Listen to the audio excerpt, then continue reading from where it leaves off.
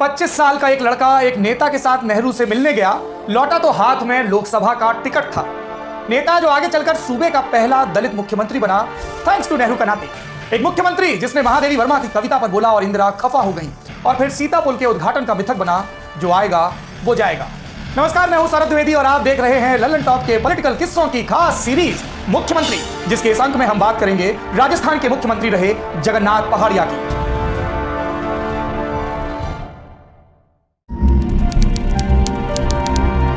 भरतपुर जिले में एक कस्बा है भुसावर, अभी अपने अचार और मुरब्बों के लिए फेमस है। इस कस्बे में मास्टर आदित्येंद्र की ससुराल थी। अब ये वाला श्रीमान कौन है मास्टर आदित्येंद्र? ये कांग्रेस के सोशलिस्ट धड़े के बड़े नेता थे, आजादी की लड़ाई के सिपाही थे। मास्टर साहब साल में एक आध बार ससुराल आते। यही उनकी मुलाकात एक जोशीले नौजवान से हुई। दलित समाज से आने वाला मजदूर का बेटा, मगर पढ़ाई में तेज, नाम जगन्नाथ। मास्टर ने उसे अपना शागिर्द बना लिया। अब जो बता रहा हूँ वो बात 1957 की है। पहाड़िया लॉ कर रहे थे, तभी एक रोज मास्टर से मिले।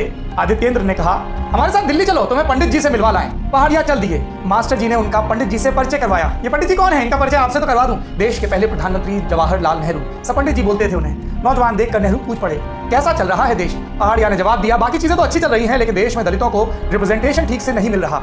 अभी सुनने में ये सामान्य संवाद लग रहा है, पर सोचिए, एक तरफ नेहरू, देश के प्रधानमंत्री, कल्ट फिगर, दूसरी तरफ 25 साल का एक लड़का जो पहली बार दिल्ली आया है। खैर, बातचीत शुरू हुई। अब नेहरू बोले, तुम क्यों नहीं चुनाव लड़कर रिप्रेजेंटेशन कराते? पहाड़िया ने कहा, आप टिकट दीजिए, मैं चुनाव लड़ूंगा। नेहरू ने बात मान ली और कुछ ही महीनों बाद होने वाले चुनाव में पहाड़िया को कांग्रेस का टिकट दे दिया गया। सीट थी सवाई माधोपुर। उन दिनों कई लोकसभा ऐसी होती थी जिनसे 2 सांसद चुने जाते थे। ये भी ऐसी ही सीट थी। यहाँ से उस साल जो 2 लोग सांसद बने, वो दोनों मुख्यमंत्री की पट्टिका में दर्ज हैं। एक हीरालाल शास्त्री, राजस्थान के पहले मुख्यमंत्री, और दूसरे जगन्नाथ पहाड़िया। पर अभी पहाड़िया के सीएम बनने में वक्त है। अभी तो वो 25 साल और 2 महीने के हैं। अभी तो वो लोकसभा के सबसे युवा सांसद बने हैं। तब का ये रोचक वाकया सुनिए। सांसद पहाड़िया ने जीत का सर्टिफिकेट लिया और बक्सा टांग कर दिल्ली के लिए रेलगाड़ी पकड़ी। मथुरा में टीटी आया, टिकट के लिए पूछने लगा। पहाड़िया बोले, मैं सांसद हूँ। अब ये तो आप जानते ही होंगे कि सांसदों और विधायकों को सरकारी ट्रांसपोर्ट में मुफ्त सफर की सुविधा है। खैर, टीटी ने जवाब सुना और बोला, तुम सांसद हो तो मैं जवाहरलाल नेहरू हूँ। आसपास के लोग हंसने लगे। टीटी ने कहा, खड़े हो जाओ। पहाड़िया खड़े हुए, फिर बेंच के नीचे रखा बक्सा आगे खिसकाया और उसमें से एक कागज निकाला। अब रंग उड़ने की बारी टीटी की थी, क्योंकि यह कागज पहाड़िया का चुनावी सर्टिफिकेट था। 1962 के लोकसभा चुनाव आते आते एक सीट से 2 सांसद वाला प्रावधान पूरी तरह खत्म हो चुका था। पहाड़िया कांग्रेस सिंबल पर थे, मगर इस बार उनका सितारा डूब गया। उन्हें पटखनी दी सितारा चुनाव निशान वाली स्वतंत्र पार्टी के केसर सिंह ने। चक्रवर्ती राजगोपालाचारी की बनाई स्वतंत्र पार्टी का ये पहला लोकसभा चुनाव था और इसे राजस्थान में रजवाड़ों का दम था। अब पहाड़िया के पास वकालत का ठौर था, मगर नेहरू उन्हें भूले नहीं थे। 1964 में पहाड़िया राज्यसभा के रास्ते फिर दिल्ली पहुंच गए। 1967 के चुनाव में उन्हें लोकसभा के लिए फिर उतार दिया गया, मगर इस बार इंदिरा ने उनकी सीट बदल दी। वे हिंडौन पहुंचे, जीते और फिर सरकार में उपमंत्री भी बने। अगले 10 साल में काबिले जिक्र क्या हुआ इस फसाने के संदर्भ में? पहाड़िया जो राज्यसभा के रास्ते वापस दिल्ली पहुंचे थे, अब वो संजय सभा यानी संजय गांधी के करीबियों की कोठरी का हिस्सा बन गए। उधर राजस्थान में सुखाड़िया राज खत्म हो गया। प्यारे मियां आए और 2 साल में गुजर गए, और फिर हरदेव जोशी सीएम बने। फिर इमरजेंसी आई और गई, कांग्रेस की सत्ता गई, इंदिरा के साथी भी गए, मगर पहाड़िया नहीं गए। डटे रहे संजय गांधी के साथ उनके सबसे मुश्किल वक्त में। जेल का वक्त, जनता पार्टी की सरकार के पलटवार का वक्त। बयाना लोकसभा सीट से 77 का चुनाव हारे जगन्नाथ को तब जूनियर गांधी ने सियासी बयाना दिया, दिन पलटे तो तुम्हारे भी पलटेंगे।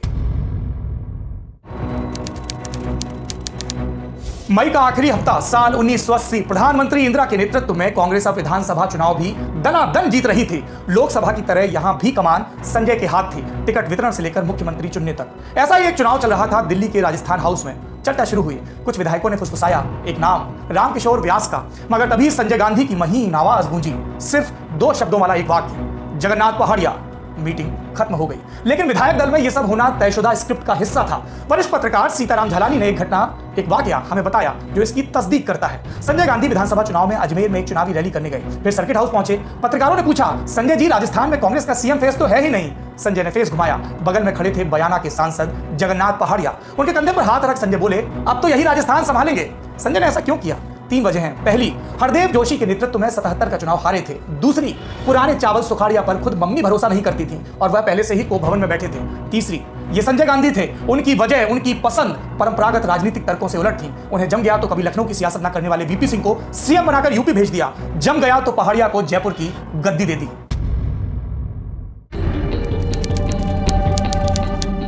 6 जून 1980 को पहाड़िया मुख्यमंत्री बन गए। स्थानीय राजनीति में दशकों से जमे गुट अब उन पर मंत्रिमंडल के लिए दबाव बनाने लगे। पहाड़िया संभावितों की सूची लेकर दिल्ली में संजय सभा के चक्कर काटने लगे। लेकिन 23 जून 1980 को संजय के प्लेन ने हवा में जो चक्कर खाया तो हुआ एक्सीडेंट। संजय गुजर गए, राजीव आ गए, पहाड़िया की सब राजनीतिक पूंजी स्वाहा हो गई। उनके विरोधी सक्रिय हो गए, उन पर सुस्ती के इल्जाम लगने लगे और फिर हुआ कविता विवाद। 10 जनवरी 1981 जयपुर का रविंद्र मंच ऑथर्स गिल्ड ऑफ इंडिया का वार्षिक अधिवेशन। चीफ गेस्ट थी महादेवी वर्मा। कार्यक्रम की अध्यक्षता कर रहे थे मुख्यमंत्री जगन्नाथ पहाड़िया। पहाड़िया ने अपना भाषण शुरू किया। बोले, महादेवी वर्मा रहस्यवाद और छायावाद की कवियत्री हैं। उनकी रहस्यवादी और गूढ़वादी कविताएं जन सामान्य के सिर के ऊपर से निकल जाती हैं। मुझे खुद आज तक उनकी कविताएं कभी समझ में नहीं आई। आज का साहित्य जन जन का साहित्य होना चाहिए।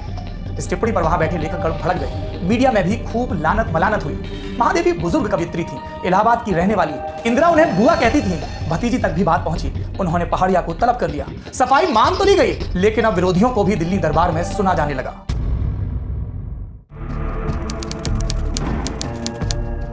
जुलाई 1981 भरतपुर की वैर तहसील, पहाड़िया का अपना इलाका। तब भुसावर इसी तहसील का एक हिस्सा होता था। यहाँ एक पुल बना, स्थानीय लोग इसे सीता पुल कहते थे। इसके बारे में एक मिथक चल पड़ा कि जो भी इसके उद्घाटन का मन बनाता उसके दुर्भाग्य का उद्घाटन हो जाता। कई अधिकारी आए, चले गए। खबर पहाड़िया तक पहुंची, वो पहुंच गए फीता काटने। उद्घाटन के बाद वो पास के रुदावल कस्बे के हनुमान मंदिर पहुंचे। तभी दिल्ली से वायरलेस आ गया। दिल्ली पहुंचिए फौरन। पहाड़िया दिल्ली गए, लौटे, मगर पूर्व मुख्यमंत्री बनकर। भरतपुर में सीता पुल की मनहूसियत का मिथक और मजबूत हो गया। वैसे इसे देखने का एक और नजरिया है, वो ये कि पहाड़िया को पता ही था कि रुखसती का वक्त आ गया है, इसलिए उन्होंने सीता पुल के किस्से का लोड नहीं लिया। इसके बाद पहाड़िया की कहानी में कुछ खास रह नहीं जाता। मंत्री फिर बने नहीं। विधायक की जरूर इंदिरा की सहानुभूति लहर में बरकरार रही, मगर इसके भी आखिरी कुछ महीनों में इस्तीफा देना पड़ा। वजह अच्छी थी, राजीव का बुलावा था। प्रधानमंत्री राजीव गांधी ने उन्हें बिहार का राज्यपाल बनाकर भेजा। 3 महीने बाद इस पद से भी इस्तीफा। इस बार राजीव ने उन्हें लोकसभा के लिए मैदान में उतारा, मगर खेत रहे पहाड़िया। फिर चुनाव हारते जीतते रहे। पत्नी शांति भी सांसद और विधायक रही, मगर बेटों के ऐसे नसीब नहीं रहे।